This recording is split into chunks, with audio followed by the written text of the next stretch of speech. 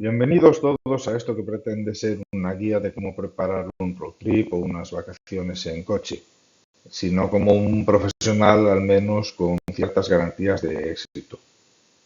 Disculpad lo poco currado a nivel de efectos del vídeo y la calidad del audio, pero no soy youtuber ni pretendo serlo, así que no hace falta que se suscriba a nadie y si dais me gusta o compartís que sea para ayudar a los demás. Espero que esta hora se os haga corta y le saquéis provecho. Y sin más, empezamos. A modo de introducción, vamos a definir qué es lo que entiendo como unas vacaciones en coche. Es fácil. Realmente son unas vacaciones en las que se va en coche y en las que el viaje en sí forma parte esencial de la experiencia. No se trata de una excursión de un día ni de una escapada de un fin de semana o de un puente. Realmente empezamos a hablar con duraciones a partir de una semana. Con menos tiempo, ni realmente son vacaciones, ni es imprescindible una preparación. Y tampoco hace falta prepararse mucho si se tiene la fortuna de poder partir sin rumbo ni fecha de vuelta y con recursos ilimitados a emprender una vida nómada. El enfoque de esta guía es para viajes con una duración de entre 1 y 3 semanas, para los que tenemos unas vacaciones acotadas y un presupuesto al que ceñirnos. No son unas vacaciones en lo que lo habitual sea pernoctar más de 2 o 3 días en el mismo sitio.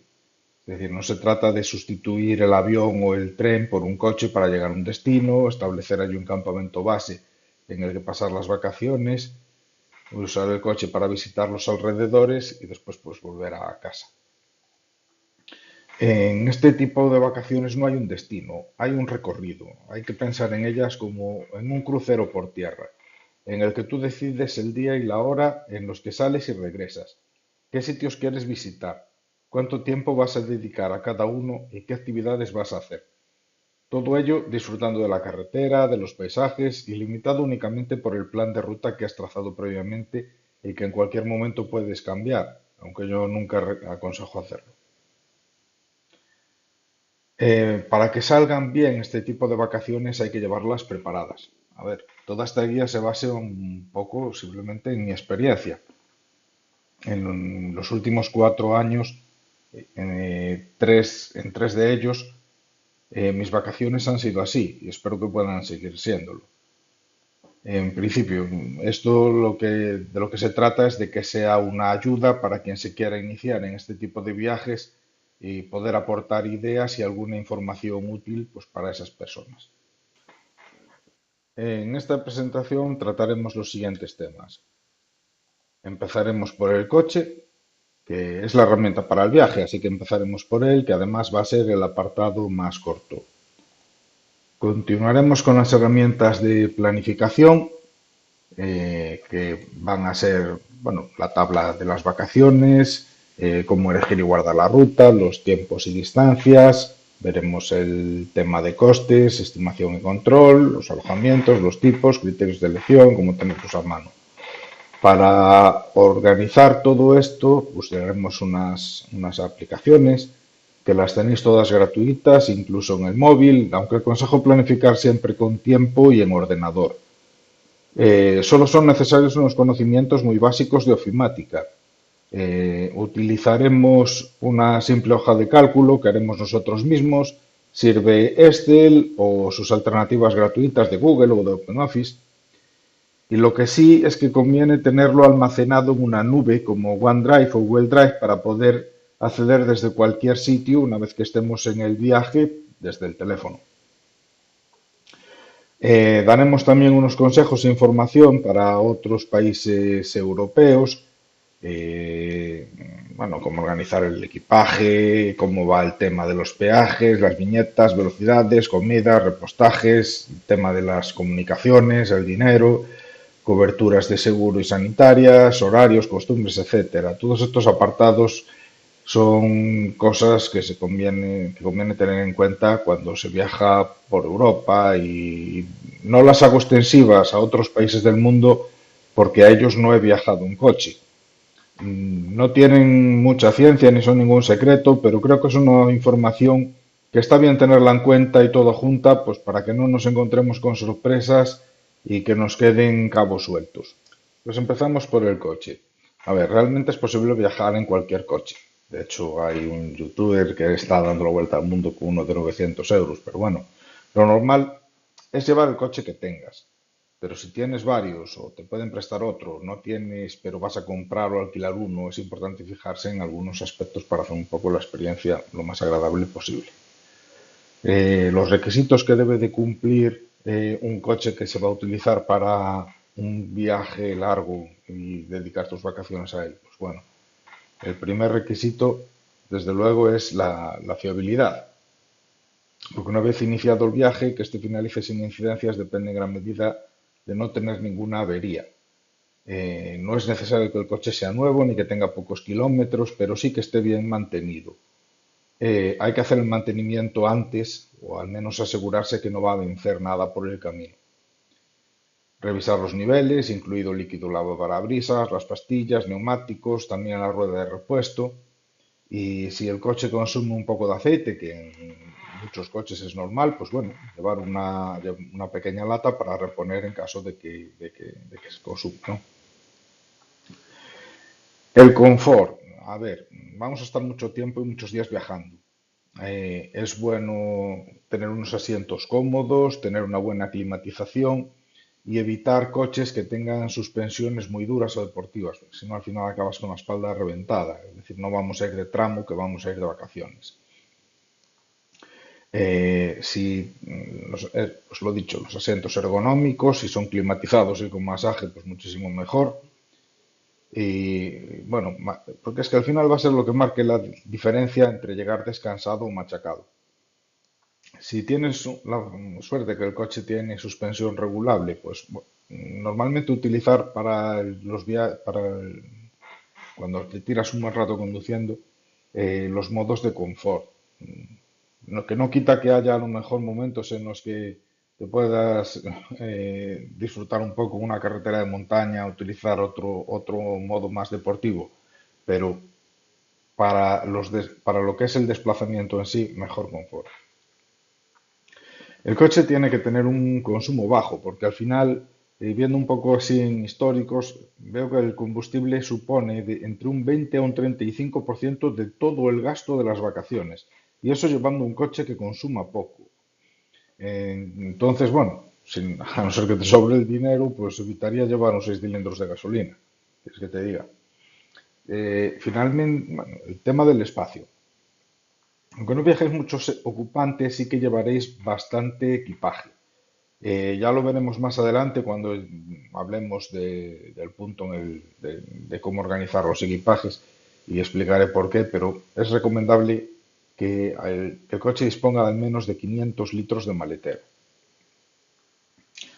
Y también es necesario que el coche sea solvente, porque aunque llevamos el viaje organizado, vamos a la aventura.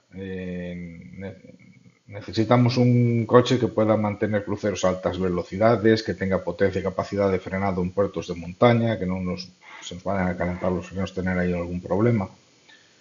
Tiene que ser un coche que tiene que tener bastante autonomía y que lo puedas repostar en cualquier sitio. Porque no es la primera vez que un incendio, una competición o una carretera cortada nos obliga a desviarnos de la ruta programada y dar un rodeo a lo mejor de más de 100 kilómetros. Entonces, en esas circunstancias, pues no sé, si llevas un coche eléctrico te deseo buena suerte si te pilla algo de eso en el medio de los Alpes. Mm, En fin, mi consejo, el coche tiene que ser todo lo contrario a lo que veis aquí en esta foto. A ver, y no solo para las vacaciones, un buen coche es lo adecuado para todas las situaciones. Lo ideal es que tenga una carrocería familiar o station wagon, ranchera, break, combi, como lo quieras llamar. Ese tipo de coches son los viajeros pronto nomás. O en su defecto el mismo coche, pero en carrocería de berlina, que aunque sea más incómoda de cargar. Los subs y monovolúmenes no mejoran mucho el espacio respecto a un familiar, gastan más, son más incómodos y su comportamiento rutero también es peor. Si es para viajar solo dos personas, pues tal vez pueda servir un compacto, pero no aconsejo menos que eso. Mi consejo también es que el coche sea diésel. No están de moda, pero siguen siendo los más adecuados para este tipo de recorridos. Y si te preocupa mucho la ecología y tu coche es compatible, le puedes echar combustible renovable tipo HVO, que además es con los que mejor funciona el motor. En cuanto a potencia, entre 150 y 200 caballos es un poco lo adecuado. A ver, en esto cuanto más mejor, pero bueno, esto ya es para un coche competente, ¿no? Eh, es también aconsejable que el coche tenga navegador. Puedes arreglarte con el móvil, pero siempre es mejor tenerlo integrado. Y si tiene opción de conectarse con Android Auto o Apple CarPlay, pues mejor. Lo ideal ya es que tenga tracción total neumático de todas las estaciones para asegurar que nunca te quedas tirado. Unas buenas luces, unas matriz LED adaptativas o al menos unos faros buenos de xenón. Y también ayudas a la conducción. El tema es eso, vas a echar mucho tiempo conduciendo, es muy cómodo que el coche tenga cambio automático, control de crucero inteligente, asistente de mantenimiento de carril y al menos esos. Pero a ver, y al fin y al cabo, eso, cualquier cosa que haga más agradable el viaje es bienvenida. Esto va de halcones peregrinos, no de caracoles. Por eso nunca aconsejaría hacer un viaje de este tipo en furgoneta ni autocaravana. Mi consejo es una cosa así. Bueno, y continuamos con las herramientas de la planificación. Os adelanto que no son más que una hoja de cálculo, la aplicación de mapas y una web para la reserva de alojamientos. No necesitan nada más. La tabla de vacaciones no tiene más misterio que esto y tampoco es un formato cerrado. De hecho, a veces cambio cosas, añado, elimino columnas. Pero bueno, empezaremos con una de cero para que podáis ver el proceso. Tenemos que crear un nuevo documento de Excel o de la hoja de cálculos con la que estéis más familiarizados. Y tenemos que poner aquí en la primera fila pues los títulos de las columnas que vamos a utilizar. La primera serán las tareas, en la segunda la duración de esas tareas, en la tercera vamos a poner el inicio, que nos indicará tanto la fecha como la hora. En la siguiente columna vamos a poner los kilómetros para los desplazamientos que hagamos. Vamos a poner una columna más con el presupuesto que vamos a asignar a esa tarea. Es para tener un poco la estimación al final de cuánto nos vamos a gastar en las vacaciones. Cuando hagamos el seguimiento seguramente añadiremos alguna columna más, yo es lo que suelo hacer, pero vamos a ir poco a poco para que esto sea un poco sencillo. Y vamos a poner también finalmente la columna con los enlaces, que será para una vez que estemos en el viaje, tener a mano toda la información con la que fuimos planificando previamente. Tanto a la de tareas como la de enlaces los vamos a poner un poquito más anchas, también un poquito más la de inicio. A mí me gusta darle a esto formato de tabla en Excel. Bueno, tiene después unas ventajas. Vamos a poner 4 filas por día. Vamos a planificar un poco al principio para 10 días. Vamos a seleccionar así 41 filas. A ver, esto después también se, se añaden o se eliminan filas, tampoco tiene mucho problema. Vamos a darle aquí a crear formato como tabla, crear tabla, tiene encabezados, perfecto. Le vamos a añadir aquí, le damos a fila de totales, entonces aquí nos pone una fila de totales. Los enlaces no los vamos a sumar, pero sí que es bueno sumar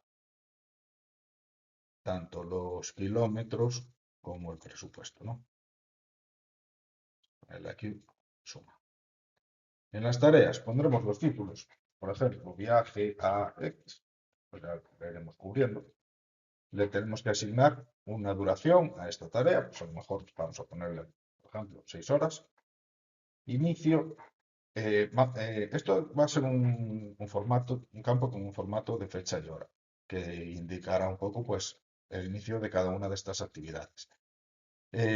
Más que el inicio en sí, porque tampoco sabemos ni a qué hora vamos a parar, ni a comer, ni en qué sitio vamos a estar haciendo turismo, ni empezando a... tal. Lo importante es que cada día es ver el inicio y el fin de cada día, no tanto la hora exacta a la que vamos a estar haciendo cada una de las cosas. Pero es para ver que todo lo que pretendemos hacer en una jornada efectivamente cabe en una jornada.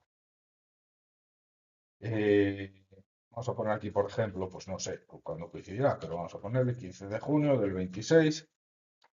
Este por defecto te lo pone en este formato, pero le vamos a cambiar el formato de celdas. Vamos a ponerle un personalizado. Pone día, mes, año. Tenemos aquí unos cuantos espacios para que nos separe. Le vamos a poner horas y minutos.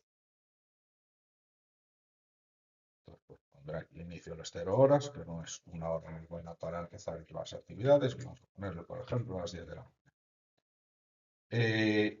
Para que nos calcule el inicio de las siguientes, es simplemente hacer una fórmula. Ponemos que esta de aquí va a ser igual a la hora anterior más las horas de duración de esta tarea. Como la suma la hace en días, tenemos que poner las horas dividido de 24. Y arrastramos para que nos lo vaya poniendo por aquí adelante. Todo bien. Kilómetros va a ser un campo numérico. Bueno, vamos a poner aquí una cosilla. Vamos a poner, por ejemplo, esto. Le vamos a poner, bueno, sí, formatos en decimales. La podemos borrar, pero le aplicamos este mismo formato a todas, más que nada para que nos quede después esto bien, ¿no? Y a presupuesto le vamos a poner formato de euros y damos el formato a todas las filas. Y con esto ya lo tenemos. Ahora lo que tenemos con lo que seguiremos es cubriéndolo a medida que os vaya explicando un poco lo que ponemos en cada cosa. Vamos a empezar a rellenar la tabla. Lo primero es elegir y guardar la ruta. Cada uno tendrá sus preferencias, pero bueno, a modo de ejemplo vamos a poner un viaje por Italia, aquí un poco también por los Balcanes, y para ello lo primero es salir de la península. Los que somos de por aquí, de esta zona, tenemos que cruzar Francia y para este ejemplo vamos a salir por aquí, pues vamos a poner la primera noche, por ejemplo, aquí en Figueres. Le damos a ruta hacia aquí, desde donde ponemos Santiago de Compostela, por ejemplo. A ver si esto piensa un poco bien. Aquí lo tenemos. Es una ruta. Nos recomienda ir por la autovía del Camino de Santiago. Es una buena ruta. 11 horas y media, 1165 kilómetros y pues hasta podíamos parar a comer, pues por ejemplo aquí en Logroño. Está bien. Pues vamos a trasladar esto al este. Ponemos aquí viaje a Figueres.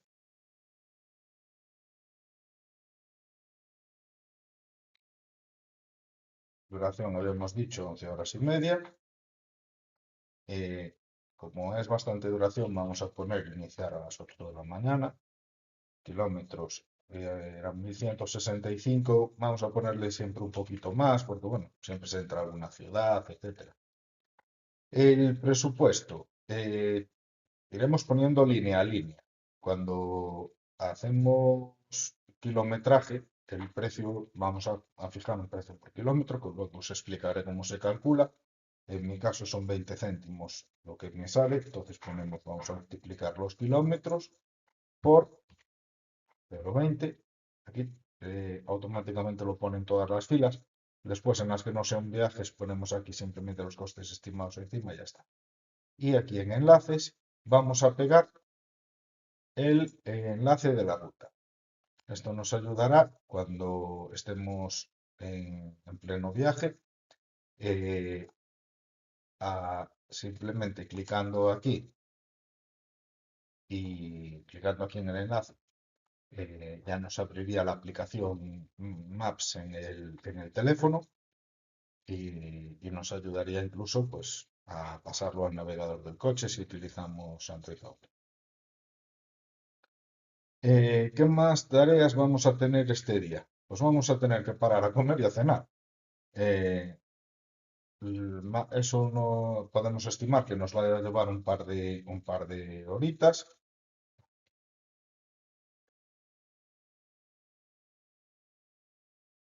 No tiene kilometraje. Para un matrimonio con un hijo podemos ponerle 50 euros comer, 50 euros cenar. Son unos 100 euros, unos 100 euros lo que vamos a dedicar aquí de presupuesto. Esto si después nos vamos por países a lo mejor de Europa del Este y tal, va a ser bastante más barato que lo que es en España, Francia, Italia, etcétera. Pero bueno, esto puede ser una estimación bastante aproximada. Vamos a hacer un poquito de turismo en Logroño, aunque no nos va a dar tiempo a hacer mucho.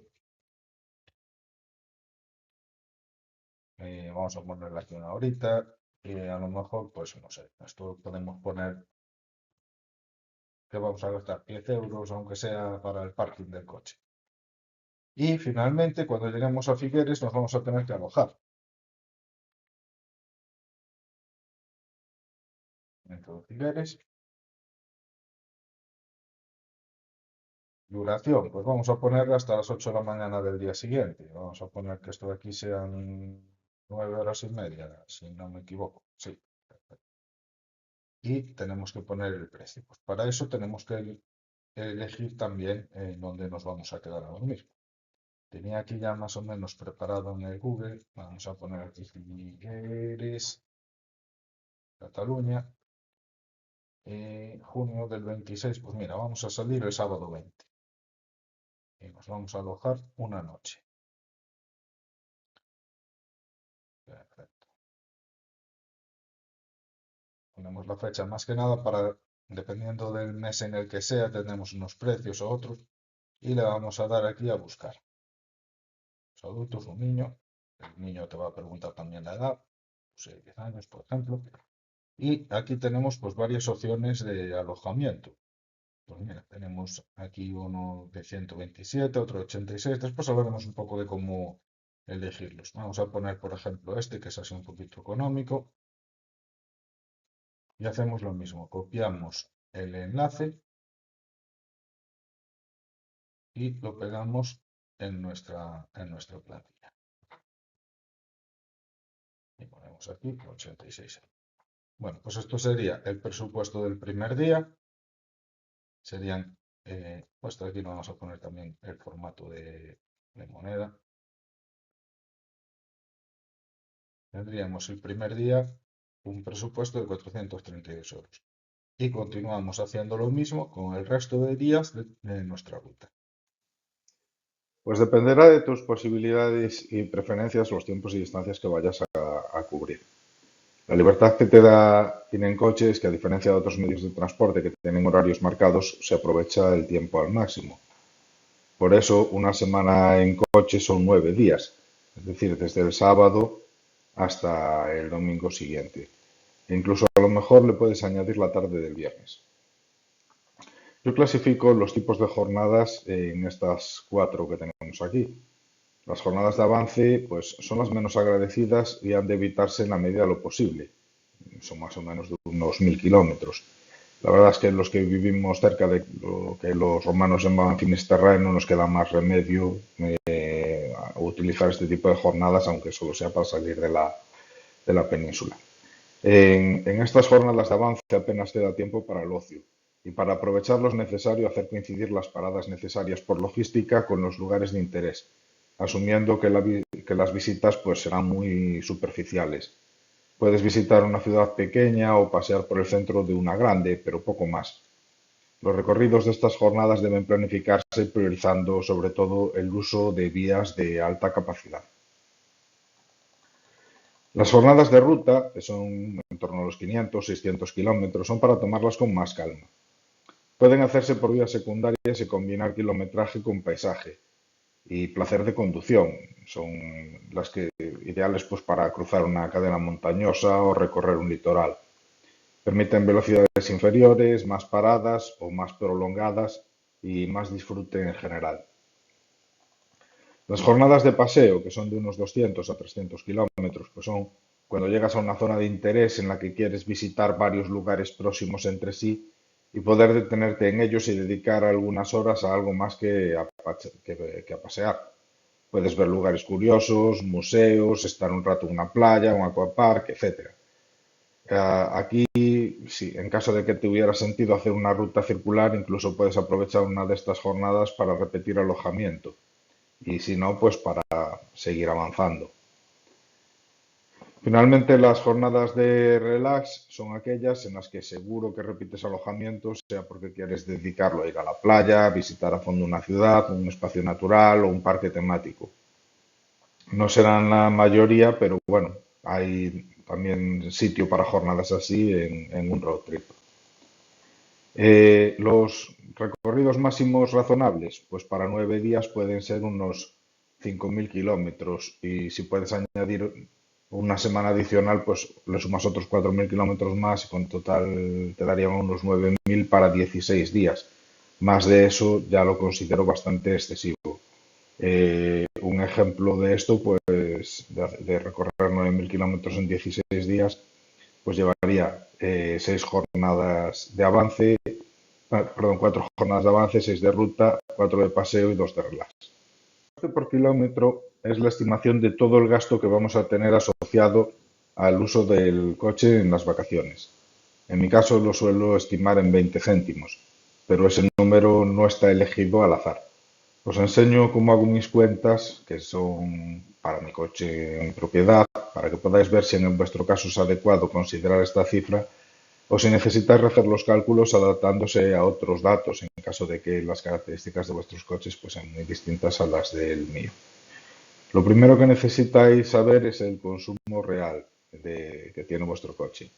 Yo en mi caso utilizo la web y la aplicación de Sprint Monitor para llevar un control exhaustivo de todos los gastos de mi coche y bueno, sé que gasta 6 litros a los 100. Si no hacéis este tipo de control, pues podéis considerar unas décimas más de lo que os marca el ordenador de a bordo porque todos los ordenadores de a bordo mienten.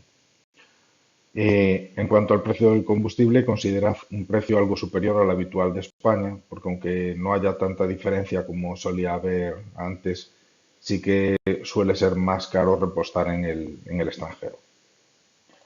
En cuanto al mantenimiento, como todas las revisiones no son iguales, tratad de hacer una media sumando el importe de las últimas que hagáis hecho y divididlo por la diferencia de kilometraje que tenía el coche, la más antigua de las que hayas considerado, hasta el kilometraje en el que harás la siguiente. Para calcular el gasto en neumáticos, a ver, los que hacemos permuta medio uso y cambiamos los 4 a la vez cuando están gastados lo tenemos muy fácil. En mi caso son 700 euros cada 45.000 kilómetros, pues es 1,5 céntimos al kilómetro, igual que el mantenimiento, más sumados los 10 céntimos de gasoil, ¿no? En cuanto al seguro, el seguro lo vas a tener que pagar igual, hagas el viaje o no, así que es algo que repercute cero en el coste por kilómetro. En cuanto a peajes y viñetas, es un importe variable y casi imposible de estimar a priori. Aquí os indico un poco la horquilla del histórico de mis viajes, que suele ser entre 3 y 5 céntimos por kilómetro. Finalmente, la amortización del coche, yo lo suelo estimar en 2,5 céntimos. Pues la manera de calcular la amortización puede dar lugar un poco a engaño, porque puedes pensar que si tienes un coche con 300.000 kilómetros y quieres comprar uno nuevo, pues tienes que entregar el viejo y añadir otros 30.000. Y dices, bueno, pues 30.000 entre 300.000 son 10 céntimos al kilómetro. Pero esa cuenta es falsa, porque el coche se evalúa mucho más por tiempo que por el kilometraje. Si comparas precios de coches de segunda mano idénticos con 10 años y que uno tenga 250.000 kilómetros y otro 350.000, la depreciación o la diferencia de precio entre ambos serán unos 2.500 euros repartida en 100.000 kilómetros. De ahí que salgan esos 2 céntimos y medio. Si tienes un renting, pues tendrás que recalcular. En caso de que no excedas tu límite anual de kilometraje, pues borras de un plumazo los costes de mantenimiento, amortización y tal vez los neumáticos. En total, pues serán entre unos 4 o 5 céntimos por kilómetro lo que puedes rebajar de esto. Pero en caso de que excedas tu límite anual, pues has de sumar la penalización por kilómetro que tengas. El resto de costes, organízalos en tres bloques. El de comidas y cenas, y aquí cuando hagas el seguimiento añade también los desayunos en caso de que no estén incluidos con el alojamiento. Otro bloque para turismo, que en este apartado está reservado a todo lo que no sea desplazarse, alimentarse ni dormir. En él incluiremos las entradas a los lugares culturales o de ocio, los tickets de aparcamiento o los souvenirs. Y bueno, el apartado de alojamiento está claro. Es decir, lo que sean todo hoteles, tasas turísticas, que normalmente suelen cobrarse todo junto.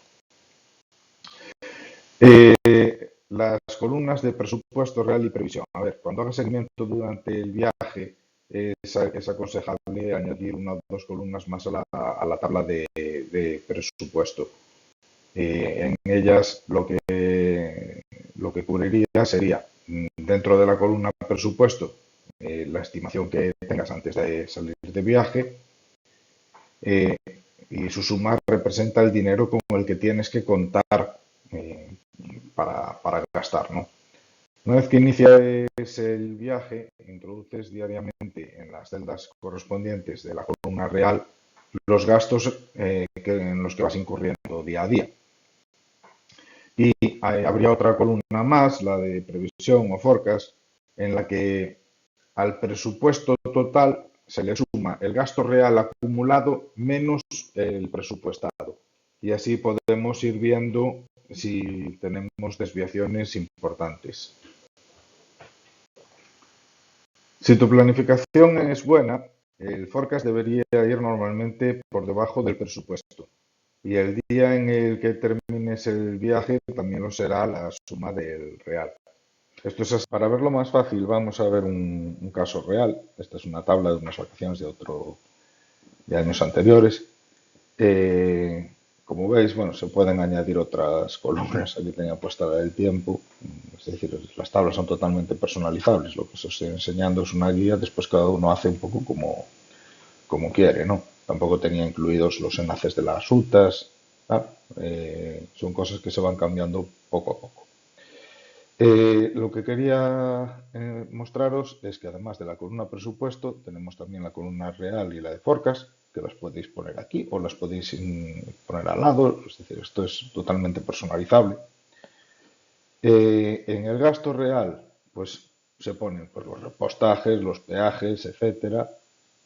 Se van poniendo aquí también, pues eso, los gastos de comidas y cenas. Hay días pues que se gasta menos que lo previsto y otras veces es al revés.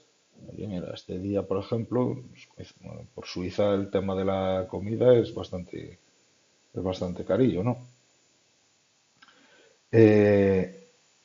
Lo normal es eso, que al final el gasto real sea siempre menor que el gasto presupuestado. Y aquí en la columna del forecast, lo que os decía es, para cada día, lo que hacéis es, cogéis este total, le restáis lo que teníais presupuestado y le sumáis lo que lleváis gastado. Y entonces vais viendo diariamente que vais en línea de cómo tiene que ir la cosa. Simplemente eso.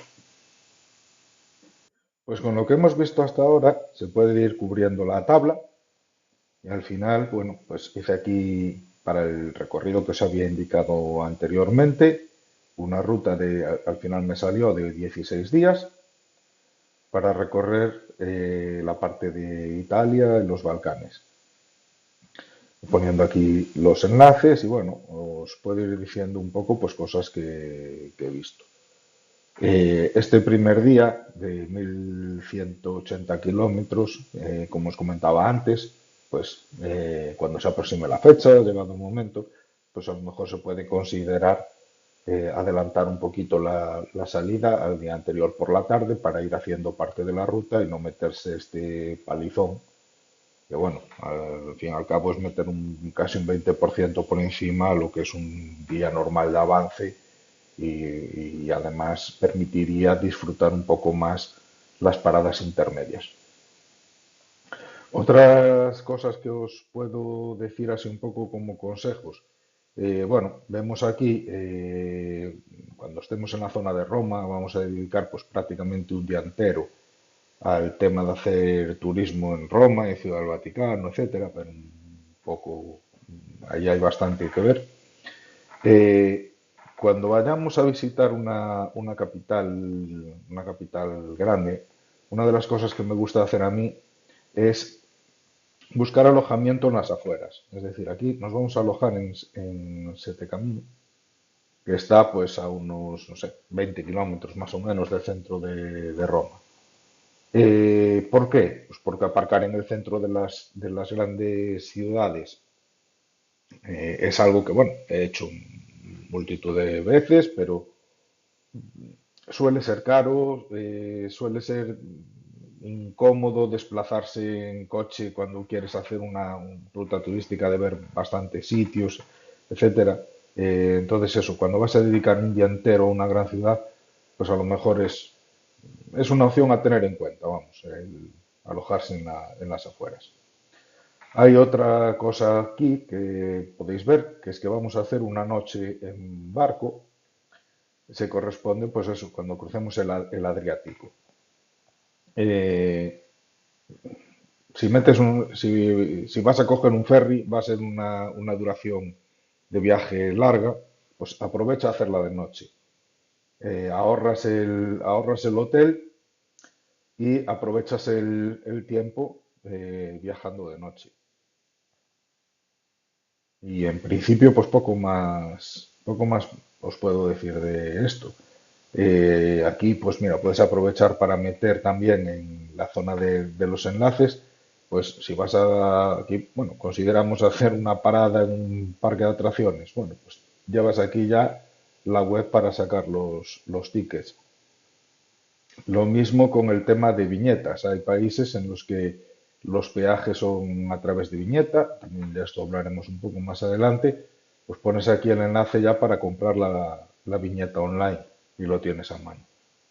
Al final, para esto nos sale un presupuesto en 16 días para 3 personas de 5.250 euros. ¿Es dinero? Sí, es dinero, pero no son unas vacaciones excesivamente caras para la duración que tienen y la cantidad de sitios que se van a ver. Esto, te planteas hacer un viaje así en otro medio de transporte y bueno, alucinas lo que te puede salir. Y aparte que efectivamente todo este dinero no se espera gastar durante el viaje, porque muchos de estos gastos son, como decíamos, gastos diferidos.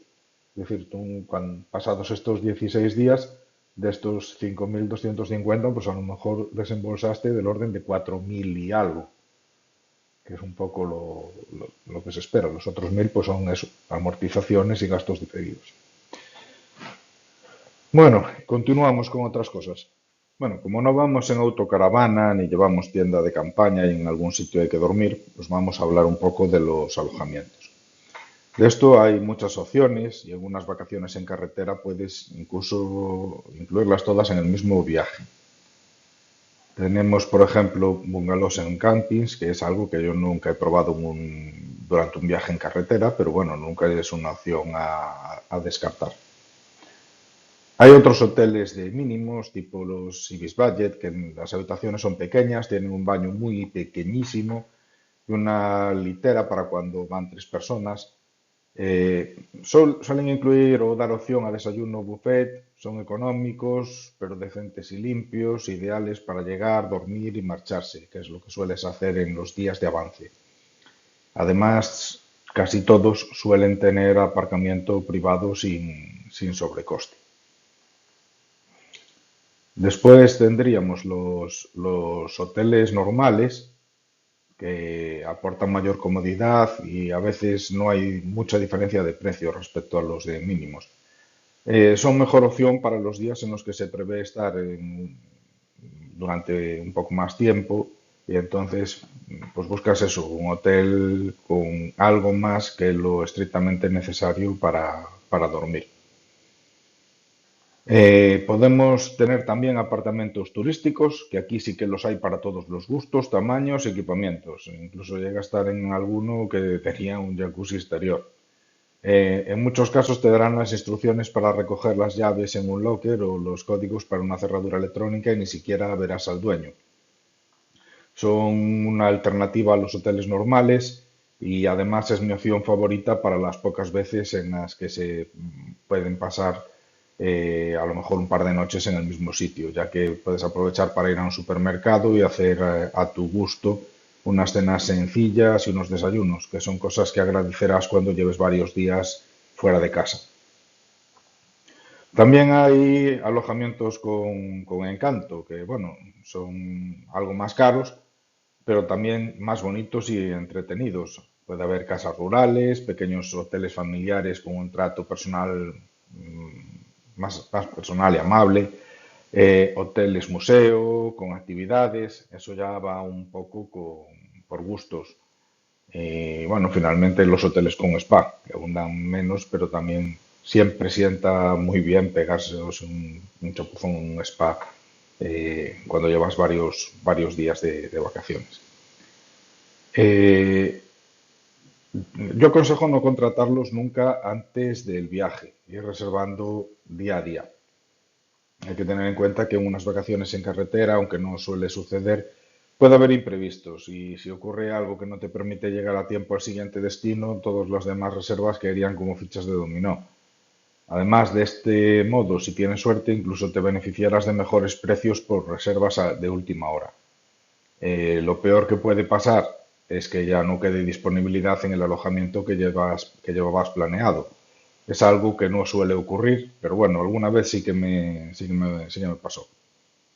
De todas formas, no suele haber problema para encontrar alojamientos alternativos. Como habéis podido ver, yo suelo reservar con Booking.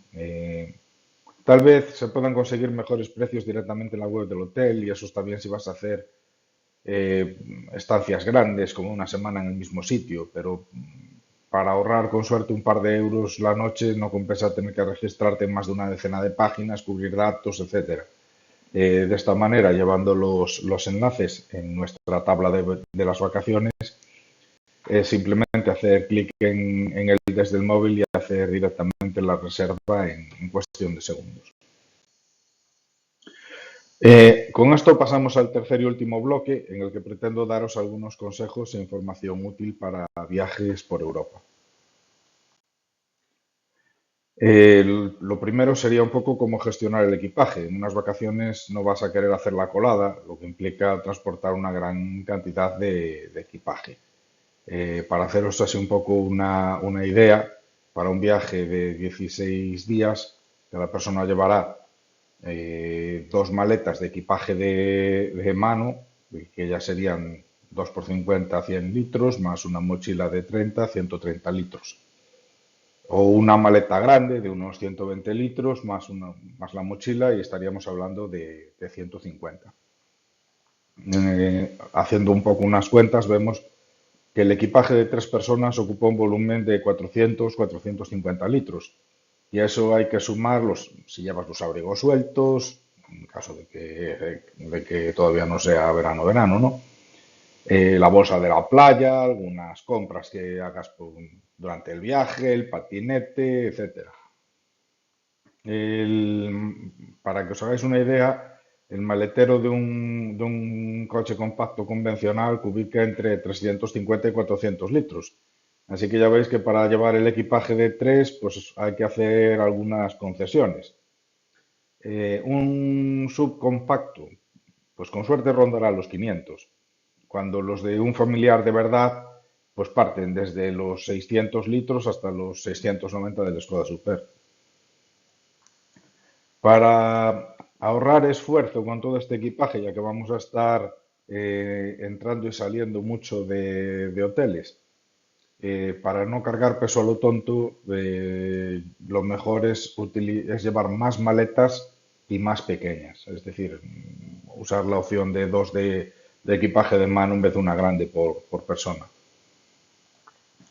También compartir maletas entre toda la familia. Es decir, en vez de llevar maletas individuales, pues llevar más o menos un poco de ropa de todos en cada maleta. Y así no tenéis que andar subiendo tantas maletas todos los días. Otra cosa que me gusta hacer a mí es llevar una maleta grande vacía. Es casi un lujo que te puedes permitir cuando tienes un maletero grande. De esta manera vas metiendo día a día la ropa usada en bolsas y vas guardando esas bolsas dentro de la maleta grande y vacía. A medida que la vayas llenando, ya te irá quedando alguna otra maleta lista para sustituirla. En cuanto a la forma de circular en otros países, en Europa continental no difiere mucho a cómo se conduce en España y incluso en los países de conducción a la izquierda tan solo se hace raro al principio los cruces, las rotondas, el aparcamiento en línea. Donde sí que se ven diferencias es que en el resto de países de la Unión Europea se cuidan mejor de sus carreteras. De hecho, en España se ha tenido que caer un viaducto para que metiesen mano a la A6, que es una de las la principal vía de comunicación de todo el noroeste de España con el centro, ¿no? Incluso, bueno, no creo que en otros países se vean noticias como esta que comparto con vosotros, en la que ya veis que hay que conducir por la izquierda como en Inglaterra para estar sorteando los socavones. Lo que sí que se ve en otros países es que en general se conduce más rápido, porque salvo en algunos países nórdicos, que por tema del clima es así, o microestados que no tienen grandes carreteras, eh, quitando las Islas Británicas, Suiza y Portugal, en el resto de Europa su límite es de al menos 130 kilómetros por hora, llegando a 140 en algunos países del este, a 150 en algunos tramos en Chequia y sin límite en Alemania, en la autobahn. En cuanto a los peajes de las autopistas, hay muchos países en los que las autopistas no tienen peaje. En España ya sabéis que hay zonas con peaje y otras sin ellos. En Portugal se paga peaje normal en las autopistas y con pórticos sin barrera en algunas autovías. En Francia e Italia lo raro es no tener que pagar viaje. El modo de pago con Viaté, que es el dispositivo este electrónico, es válido para las autopistas de España, Portugal y Francia. Sin embargo, hay otros países en los que también tienen peaje, también tienen posibilidad de pagar con un dispositivo similar, pero no es compatible con el de aquí. Habría que tener uno específico para esas zonas. Hay otros países en los que, como decía, Italia, algunos balcánicos, etcétera, en los que hay peaje normal con cabinas. Sin embargo, en Suiza, en Austria y en casi todos los del este, salvo Polonia y los bálticos, utilizan la viñeta, que es una especie de tarifa plana para circular por las autopistas del país. Por ejemplo, en Suiza el pago es de 40 francos y tiene validez para todo el año en curso. En otros países se pueden elegir entre varias tarifas dependiendo del tiempo que vayas a estar en ese país. Las viñetas, pues, antiguamente esto funcionaba comprando una pegatina para poner en el parabrisas que se compraba en algunas gasolineras, kioscos, etcétera, cerca de las fronteras. Y en algunos países aún se puede hacer, pero yo creo que ya todos, o si no, pues la inmensa mayoría, admiten la viñeta electrónica, que eso se tramita pues registrándote en una página web, introduciendo la matrícula, el periodo en el que va, bueno, el periodo por el que quieres comprar la viñeta y haciendo un pago electrónico con PayPal o la tarjeta de crédito, etcétera, antes de entrar al país. Y es así de fácil. El tema de la viñeta es bastante favorable para la población local e incluso también para los visitantes que van a estar unos cuantos días en el país. Sale mucho más económico que un peaje tradicional. En cuanto a las webs en donde se compran, tenéis que fijaros que sean webs oficiales en donde compras la viñeta directamente a la entidad legítima, sea, pues, no sé, una página del Ministerio de Transportes o el equivalente del país en el que vas, o porque hay otras páginas web que funcionan más bien como una agencia que te tramitan ellos la viñeta, pero también se quedan con una comisión. Hay que tener también en cuenta que hay algunos países que no tienen peaje o que tienen viñeta, pero que cobran de todas formas peajes puntuales para algunas autopistas, puentes o túneles. Respecto a la comida en el resto de Europa, bueno, lo primero que es indicar que no hay menú del día. Eso es algo típicamente español que no te vas a encontrar fuera. Cuesta también bastante encontrar bares que sirvan raciones. Para comer al final casi vas a tener que buscar un restaurante, porque por lo que te encuentras en la calle es restaurantes que tengan pasta y pizza, en general comida italiana lo vas a encontrar en todos los sitios, e incluso con bastante más cantidad de restaurantes por kilómetro cuadrado de comida italiana en el extranjero que los que hay en España. Vas a encontrar también mucho kebab, sobre todo en Centro Europa. Están por todos los lados. A mí no es una comida que me guste demasiado, pero hay veces que no queda más remedio casi que caer ahí. También encontrarás cadenas de comida rápida, más o menos lo similar que a lo que se encuentra también por aquí por España, cadenas como McDonald's, Burger King, etcétera. De esas hay por todos los lados. Para comer distinto tienes que buscar restaurantes y además buscarlos es buscarlos, porque no es como aquí que te encuentras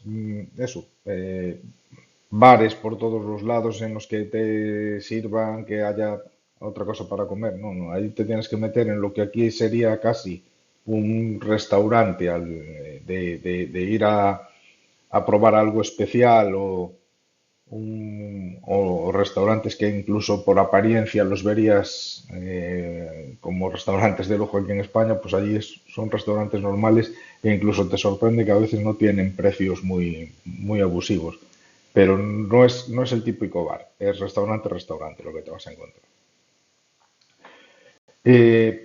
Puedes aprovechar también para comer comida local si paras en algún piso turístico y aprovechas para hacer la compra, porque sí que en los supermercados y en otro tipo de tiendas pues puedes encontrar productos que no se encuentran por aquí. En cuanto al repostaje, el primer consejo es que no repostes en autopistas si puedes evitarlo, porque hay países en los que te puedes encontrar con diferencias de hasta 30 céntimos por litro respecto a gasolineras de la misma cadena ubicadas en otros lugares. Infórmate de los precios en los distintos países de tu ruta y procura llenar en los que más te interese. Suele ser más caro repostar fuera de España y además de que el precio indicado en el surtidor será generalmente mayor que el de aquí, las empresas que operan en otros países suelen ser distintas y no te vas a poder acoger a los planes de descuento por fidelización que ofrecen en España las primeras marcas. Hay pocas excepciones, pero alguna existe. Por ejemplo, en Andorra o en Luxemburgo sí que tienen precios muy similares o incluso más económicos que los de aquí. Hago aquí un inciso para indicar los documentos necesarios para cruzar las fronteras. A mí personalmente nunca me hicieron controles dentro de lo que es el espacio Schengen, pero cuando Croacia y Rumanía no formaban parte de él sí que tuve que presentar documentación. Vas a tener que presentar siempre el DNI y la documentación del coche en países que sean del espacio Schengen o que no lo sean, pero formen parte de la Unión Europea. Y fuera de estos, además, presentar el pasaporte. Respecto al roaming, indicar que no aplica en la Unión Europea. Afortunadamente quedan lejos aquellos tiempos en los que cruzar cualquier frontera significaba exponerse a recargos importantes. Simplemente algunas compañías reducen en mayor o menor medida el tope de datos respecto a la tarifa contratada en el país de origen. Ahora únicamente debemos preocuparnos por las fronteras exteriores de la Unión Europea. Es muy importante consultar las condiciones de tu operador. Hay algunos que cobran más de 10 euros el megabyte por engancharse a una red extracomunitaria. De esa manera, recibir una foto por WhatsApp cerca de la frontera suiza en la que el móvil enganche la red de ese país, pues puede suponer fácil a lo mejor 35 euros. Y si tienes suerte y tienes establecido un tope de facturación mensual, pues será eso solo y no te vendrá un sablazo muchísimo más grande en la factura del teléfono. Puede, dependiendo del operador que tengas, que tampoco penalice en algunos países extracomunitarios, como por ejemplo en Liechtenstein, que no pertenece a la Unión Europea. Sin embargo, hay operadores que no cobran nada lo consideran como si fuese un país comunitario. Hay otras que en países extracomunitarios penalizan muy poco y compensa asumir el coste. Algunas tienen costes de entre 50 céntimos y 2 euros el gigabyte, y entonces tampoco vas a notar un impacto muy grande en la factura mensual, aunque utilices la conexión de datos en países extracomunitarios. En caso de que tu compañía no te ofrezca esas condiciones, pues puede que te interese directamente cambiar de compañía de teléfonos o hacerte con una SIM o eSIM local, aunque eso sería más bien en casos muy excepcionales, porque hay que tener en cuenta que unas vacaciones por carretera tampoco vamos a estar muchos días en el mismo sitio y puede que sea más interesante apagar el internet directamente en algún país en concreto. Con lo que sí que hay que tener mucho ojo es en aguas internacionales, porque son conexiones extremadamente caras y no incluidas yo creo que por ningún operador. Es recomendable desconectar los datos y no realizar ni atender llamadas cuando se está en un ferry y utilizar la conexión Wi-Fi si la hay. En cuanto al dinero, pues gracias al euro y las tarjetas de crédito, la única dificultad que habrá respecto al dinero en estos viajes va a ser el tenerlo ahorrado antes de salir. Porque bueno, dentro de la Unión Europea yo creo que solamente quedan fuera Chequia, Polonia, Suecia, Hungría, Rumanía y Bulgaria. Y creo que Bulgaria solamente es hasta enero del 26 que no tengan euro. Puedes pagar además en divisas con la tarjeta de crédito. Hay tarjetas, algunos youtubers las andan por ahí patrocinando, como la Revolut o la N26, que iniciaron la tendencia a permitir pagar en divisas con comisiones bajas o directamente sin comisión. El caso es que ahora también las tarjetas de algunos bancos comerciales convencionales les están siguiendo y tampoco cobran comisión por pagar en divisas. Entonces, pues, para que lo aconsejable es pagar con tarjeta de crédito, pero fíjate que en el TPV te cobren en moneda local, no en euros. Si en el TPV te dan la opción de pagar en euros, lo que hace es el Banco del Comercio aplicar su comisión en el pago. Si quieres efectivo local, utiliza casas de cambio en zonas no turísticas. En algunas casas de cambio incluso puedes conseguir mejores condiciones que en los bancos. Los bancos posiblemente te ofrecerán mejores tipos, pero te cobrarán una comisión, que al final viene siendo lo mismo. Al final la dificultad no está en pagar, sino en sacarle el máximo partido al dinero. Para saber en las zonas que están más caras o baratas, lo mejor es guiarse un poco por la renta per cápita del lugar, que no es una ciencia exacta, pero te puede dar una buena orientación. A los que vivimos en las zonas pintadas en verde en el mapa que estáis viendo, pues las zonas amarillas nos parecerán asequibles y las zonas azules nos parecerán caras. Esto oficialmente pinte aquí un poco a mi criterio los países que no son de la Unión Europea. El azul de Reino Unido y Noruega, aunque va en otro tono, se puede considerar igual de caro que el azul original del mapa, ¿no? El naranja nos parecerá incluso más barato que el amarillo y bueno, el morado va a ser extremadamente caro. No es habitual, pero los accidentes ocurren y conviene saber de antemano lo que tenemos cubierto y lo que no en nuestras pólizas de seguros. Respecto al automóvil, conviene revisar siempre la letra pequeña de la póliza, aunque por norma general en la Unión Europea tendrá siempre la misma cobertura que en el país de origen. Fuera de la Unión Europea dependerá de lo que ponga la póliza, pero en todos los países acogidos al convenio de Carta Verde hay al menos una serie de coberturas mínimas que vas a tener siempre garantizadas. Hay territorios como Kosovo, por ejemplo, que están incluidos de los seguros y coberturas de la Carta Verde y vas a necesitar contratar un seguro temporal en la frontera. Y obviamente conviene no ir nunca a países en guerra porque ahí los seguros siempre tienen unas cláusulas de exclusión que no te van a cubrir pues absolutamente nada. En cuanto a los seguros médicos, hay que llevar la tarjeta sanitaria europea para tener cobertura en todos los países de la Unión Europea, además de en Reino Unido, Noruega, Liechtenstein y Suiza. Esta tarjeta se solicita en la página web de la Seguridad Social y te dará la cobertura en las mismas condiciones en las que las tendría un ciudadano del país en el que se requiere la atención. Fuera de la Unión Europea e incluso aún en países en donde la tarjeta sanitaria te daría coberturas, es recomendable tener un seguro de salud privado con cobertura mundial. Finalmente, indicar que ninguno de estos seguros van a cubrir actividades de riesgo, es decir, si vas a hacer puenting, pues tendrás que contratar un seguro para puenting. Respecto a la zona horaria, os pongo aquí un mapa con las zonas horarias, como podéis ver en rojo, casi toda Europa Central tiene la misma hora que España. Portugal, Reino Unido e Irlanda tienen una hora menos, igual que Canarias, y después pues, los países aquí pintados en amarillo pues, tienen una hora más. Es importante tener en cuenta el cambio de zona horaria para calcular la hora de llegada al destino, sobre todo si vas muy justo de tiempo.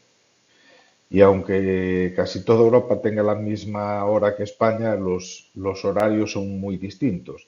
Entonces lo que aconsejo es que te adaptes desde el primer momento al horario local. Es decir, madruga, aunque estés de vacaciones, come alrededor de la 1, espera finalizar las visitas, está sobre las 6, porque si no es posiblemente que te encuentres los sitios cerrados o que te vayan a echar muy pronto, y cena antes de las 8. Es decir, el resto del mundo no se va a adaptar a ti. Entonces, con esto y con el consejo de allá donde fueres, haz lo que vieres, doy por terminada esta guía, esperando que haya servido de ayuda a alguien y deseando a todos pues muy buen viaje.